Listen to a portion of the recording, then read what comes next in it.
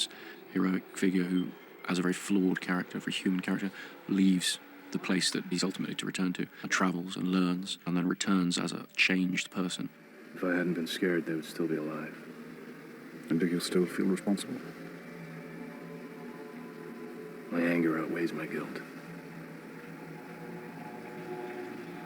Yep. Back to one, we'll get safety on that. We knew one of the biggest set pieces of the whole movie had to involve Bruce prior to becoming Batman, and it had to be an absolutely massive and thrilling sequence. And we figured if we could sort of get the audience invested in Bruce in that way, then it wouldn't matter whether or not he had the cape and cowl on. You turn back. Shooting, you go back. Only look through the camera, because what we'll do is we'll cheat it and cut. I'll have the other side as well. Very good. I'll walk down that steep slope, apparently.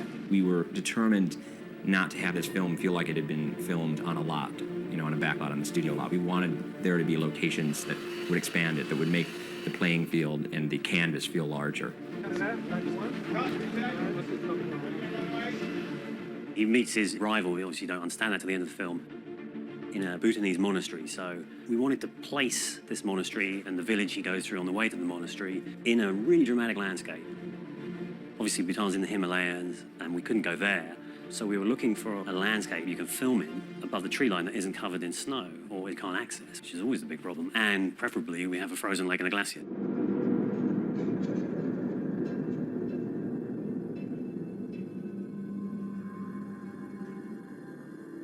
You know, you're looking for glaciers that sit below 3,000 feet, which is, there ain't many. I think there's only one in British Columbia, so we didn't want to go that far.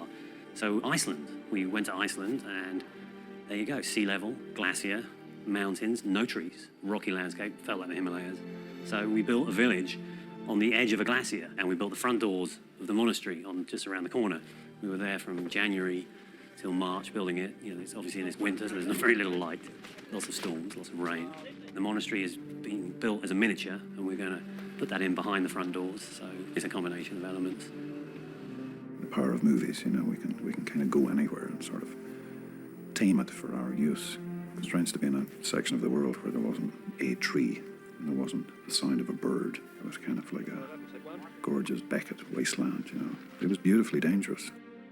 It was stronger than your father. You didn't know my father. I know the rage that drives you. That impossible anger strangling your grief until the memory of your loved one is just poison in your veins. My thinking about starting in Iceland was I needed a frozen lake and it was going to be gone by the end of February, so we had to start. It wasn't really so much Chris changing the schedule as Mother Nature, really, just because he had found this beautiful lake right beneath this stunning glacier. We were meant to have a couple of days to be able to rehearse and go through the sword fight. And, you know, they called us and said, right, that's it, you know, no rehearsals, let's just go straight to it. We got to film it because we don't know how long this is going to last, because it could thaw out any day. You know how to fight 6 men. We can teach you how to engage 600. And lucky that we did it, because while we were filming that scene, we would hear these loud cracks in the ice, and everybody would have to stand dead still, you know, and they would call a few people off the ice and say, okay, you know, now it's only good to have 5 people out on the ice and no more than that. And gradually the whole thing was falling apart as we filmed. Always mind your surroundings.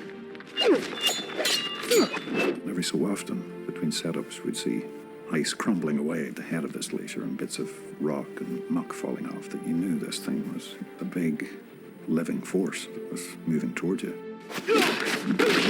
Anger does not change the fact that your father failed to act. From my standpoint, really didn't involve that much. I mean, it was a handheld camera, a steady cam. We did one shot where I'm sitting on a sled, and they scooted me across the ice to get a shot, which is in the movie. And so it was a really pretty low-tech way of filming. We were able to get, I think, 33 setups in one day or something and just hammer through it, very much in the style of a small film.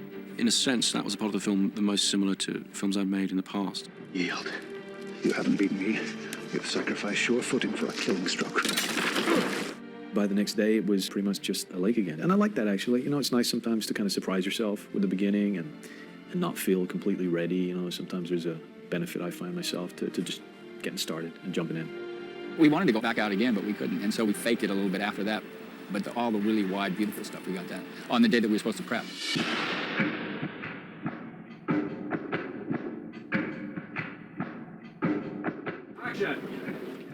I think every movie at some point has a location or a set that is going to be a nightmare no matter what happens. And you have to sort of suffer through that nightmare because it's something that the movie demands and has to be done. On this one, it was Iceland. Let's go for our final checks, please, and let's stand by to shoot. One of the first moments that Chris and I talked about in the film was when Bruce Wayne is climbing his way up to Ra's al Ghul's temple, and he's covered in ice and bleeding and has to drag his battered body into this smoky, grand temple at the top of the world. Okay, folks, everyone here has to come down the hill now, please, without fail. Everyone, please. Our first day shooting that, we got 60-mile-an-hour winds and pouring rain and just really, really rough weather conditions.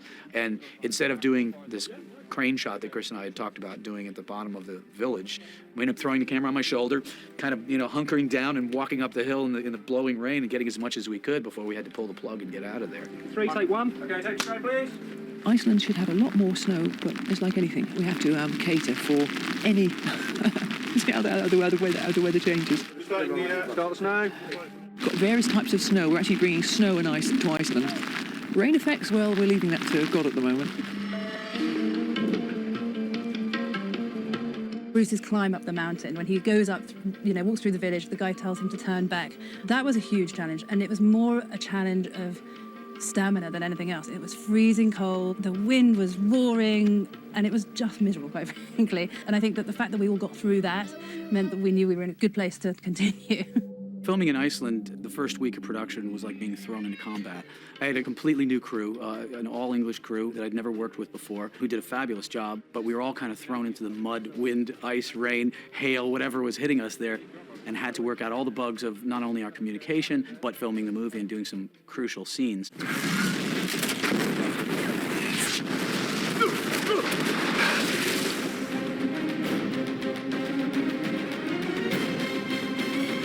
The other issue we had out there, of course, was we had to do Ducard and Wayne sliding down the ice and off the cliff edge, again, which we wanted to do for real. So we built an ice slide the week previously to the crew going out there. We took 2 containers of snow out there as a backup and ended up using the whole lot. We covered half the mountain in artificial snow, and we were exhausted by the end of that week. In terms of the stunt, we'd rehearsed, it was all pre-rigged, ready to go, so that we don't keep the crew waiting. And then on the day you're standing there thinking, hope this works. The guys who were part of the stunt team went out to Iceland while we were filming another sequence. They would rig it all, get the timing, the wire lengths and everything, and then me and Mark would step in on the day, do a couple of rehearsals, and then the tape rolled.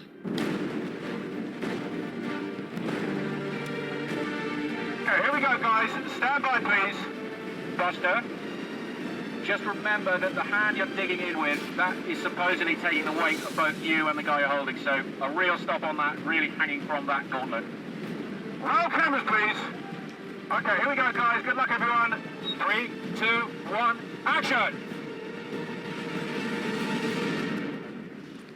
Cut there. Okay, if you want to change your lens, Wally, Chris is saying, we'll keep the same lens on here. We're going to do the drop down again. When we just had to rely on the wire stopping us again. It's back to the trust again. You've got to rely on the gents who are setting up the wires, and all the background guys as well. It's all the guys behind the scenes that you've really got to put your trust in. Let's roll cameras, please. It looks dangerous.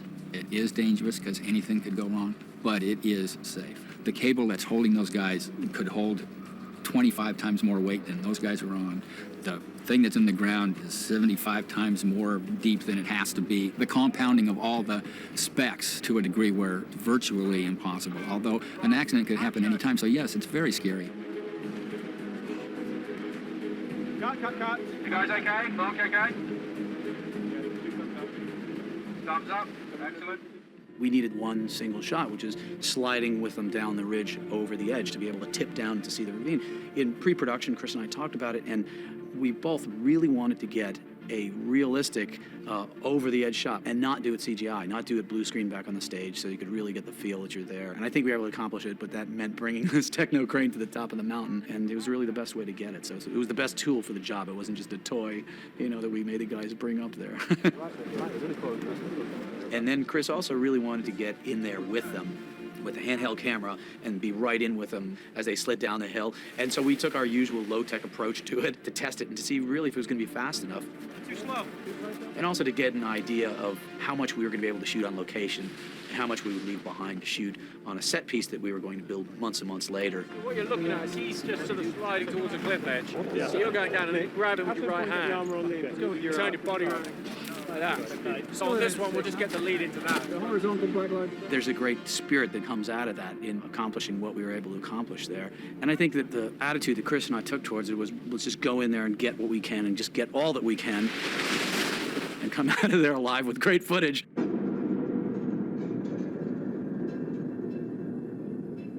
Even further back, and she did this way. I wasn't worried about starting with this outdoor, this sort of extreme location. Action! The crew and cast and so forth came through with flying colours. That gave me a very high degree of confidence about how they were going to approach the rest of this rather large film.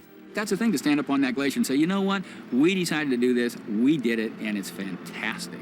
Those kind of moments on movies are hard to forget. And standing in the middle of it and going, yeah, baby, that's what it's all about.